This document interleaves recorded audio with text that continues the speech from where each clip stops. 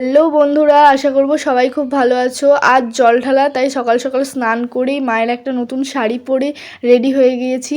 জল ঢালতে যাব। আর মাও এপাশে দেখি হচ্ছে থালাটা সাজিয়ে দিয়েছে। তো তোমরা সবাই জানো যে আমাদের সামনেই একটা মন্দির, শিব ঠাকুরের মন্দির রয়েছে, সেখানে আমরা জল ঢালতে যাই। আর এটা আমার প্রথম জল ঢালা।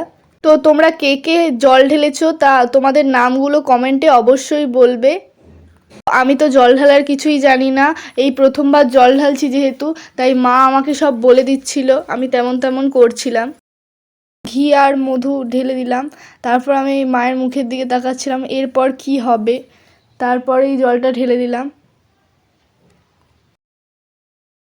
তো জল ঢালা শেষ হতে না হতেই আমি দিয়ে দিলাম পৈতা। তারপর পৈতার পর দিয়ে দিলাম আম,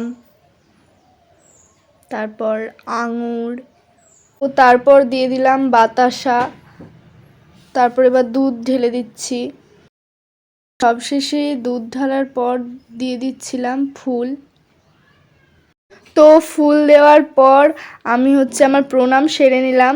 তো আজ সকালে আমার এইভাবেই দিন কাটলো। তোমাদের কেমন কাটলো অবশ্যই কমেন্টে জানাবে। ভালো লাগলে লাইক, কমেন্ট এবং সাবস্ক্রাইব করতে ভুলবে না।